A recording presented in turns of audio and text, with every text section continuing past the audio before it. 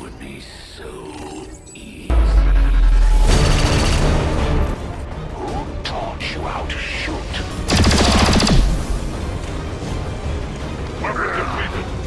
I should probably start going on and on now about how I will defeat you for the glory of the Elders.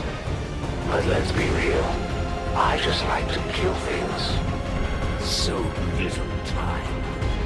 It would be so easy.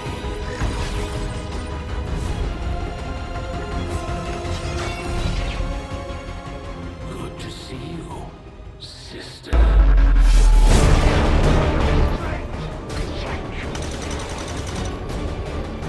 I admire your attempts at loyalty, as futile as they might be.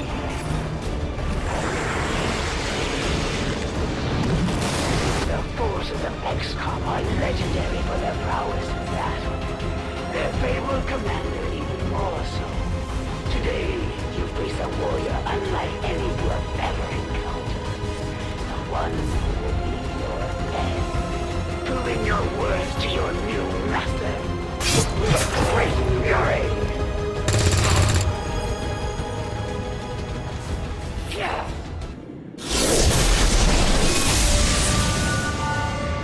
So many have already fallen. And yet my work is never done. Miscreants, restrain yourselves, lest you be restrained. Accept my embrace. Are you ready to be redeemed?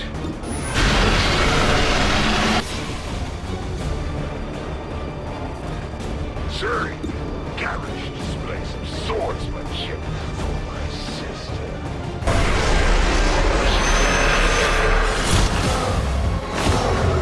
The great commander of Earth Resistance returns to the field of battle after serving my masters so very well for so many years. Come.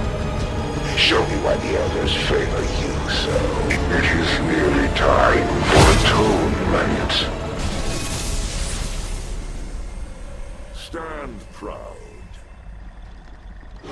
You fall to the Elders' greatest warrior.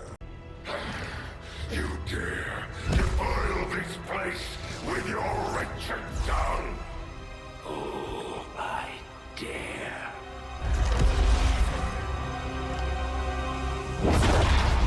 I recently finally beat XCOM 2, The War of the Chosen.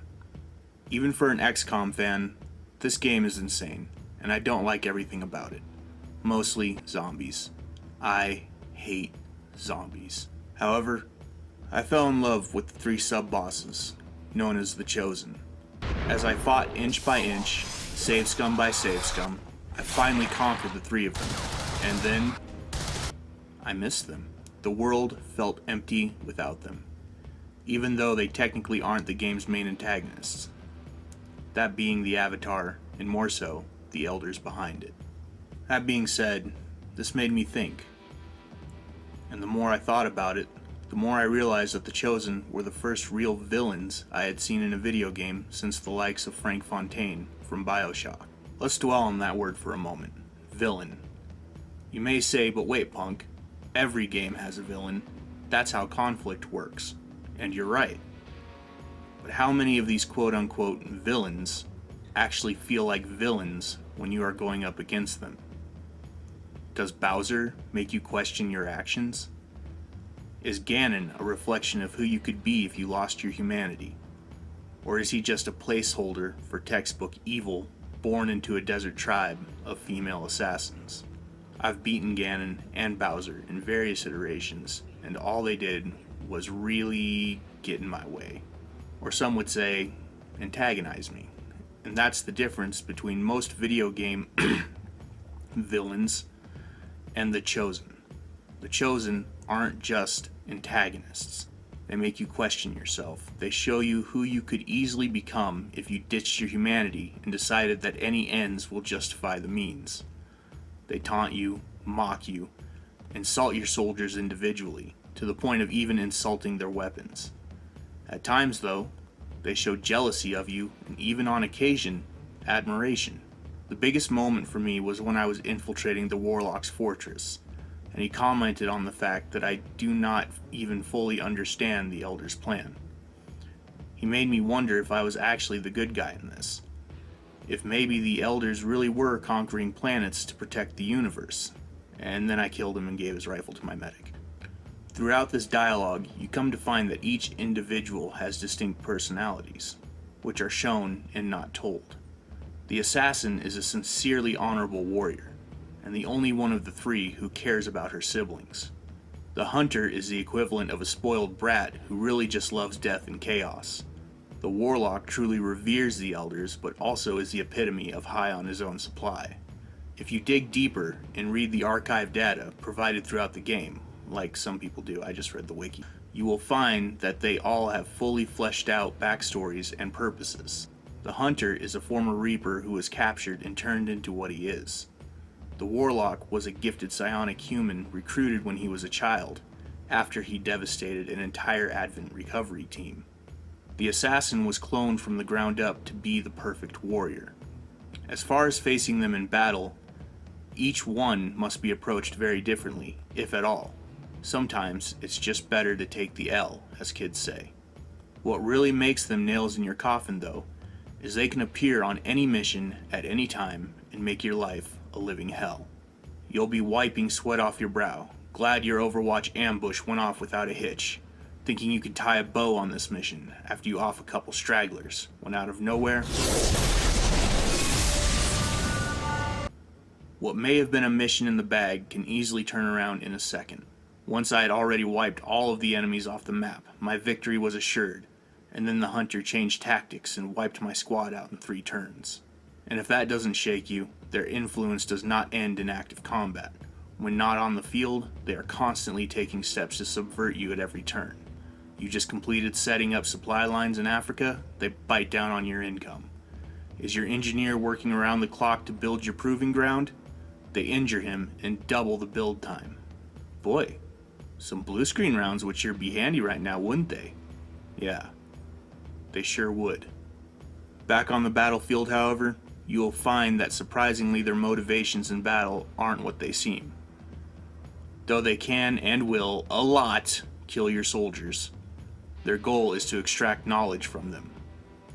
If you are lucky, they will psionically drain your soldier's mind for intel, which is the real reason 11 Bravos come off as Neanderthals, OPSEC. But if you are unlucky, they'll straight capture your soldier and force you to rescue them on a later mission. By the way, now you still have to complete your original mission with 1 less soldier and a hurt ego. Also, the rest of your soldiers are probably injured if not dead by this point. Feel subverted yet? How about sabotaged? But like I said in the beginning of this video, there will come a time, if you don't get frustrated and go play an easier game like Dark Souls, that you will overcome these evil Tinky Winkies. Today's victory was brought to you by Save Scum, the shameless kind. And like I said, you will miss them when they are gone. All of that being said, the Chosen have been 100% looked over by the annals of video game history. By 100%, I mean literally. You will not even find them in a top 100 villains list. However, you will find Pigsy from Manhunt. So, how could this happen? Well, I think there's layers to it.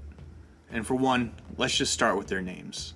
At first glance, they do seem a little... Okay, I think I got this one. Pretty one, stupid one with weird powers. They are named the Hunter, the Assassin, and the Warlock. And the Warlock didn't get his name because he's a street chef who once made tiramisu out of corned beef hash and lemon juice. He's a spellcaster. To fully appreciate the level of villainy this trio is capable of, you have to see them in action. To see them in action, you have to play XCOM, The War of the Chosen. And that leads to what I believe has caused them to be left behind in greater video game history. It's XCOM, baby. XCOM 2, especially XCOM War of the Chosen, is a very difficult and frustrating game, even on its lowest difficulty, which means most gamers have little to no interest in completing said game, which looping back around means most gamers will never see the Chosen shine. This is my personal opinion, but I am still looking at the greater gaming community telling you that you stepped over a huge diamond in the rough. Though I believe that Knights of the Old Republic is to this day the greatest video game story ever executed, I cannot think of any other video game villains that provoked more mixed emotions and challenged me like the Chosen. That includes going up against the likes of Atlas from BioShock, Makarov from Call of Duty, and Jack of Blades from Fable. All strong villains with great backstories that made us want to take them out, but also sympathize with them. And that does lead me to their final weak point. They aren't the most sympathetic. Their grand goal of capturing you so that they can rule the world is a little, let's just say, hole in the sky. Has Marvel turned that into a cliche reference yet? However, Voss from Far Cry 3 wasn't sympathetic at all. He was a full-blown psychopathic anarchist, but we still loved him as a villain. I feel the Chosen deserve a similar appreciation as Voss. I'm okay with it if you don't agree with me, but at least give XCOM 2 War of the Chosen a try before you tear me up in the comment section. At the very least, these guys deserve to be on a top 100 list of greatest villains of all times, considering, at the time of creating this, 3 well-executed, real-feeling villains are getting edged out by a dinosaur that likes to steal princesses, and a sexual predator/murderer who has pigskin stapled to his face. First off, I apologize if you hear it, but I'm right in the middle of a lightning storm. In the meantime, thank you if you made it this far. This video was a milestone for me, and for what it's worth, I did bust my ass on it. So please, on that basis, leave a like and a comment. Otherwise, if you want to subscribe, it would motivate me to make more and even better content. Possibly even pay professionals to do my Photoshop and editing. Thank you. Have an awesome day.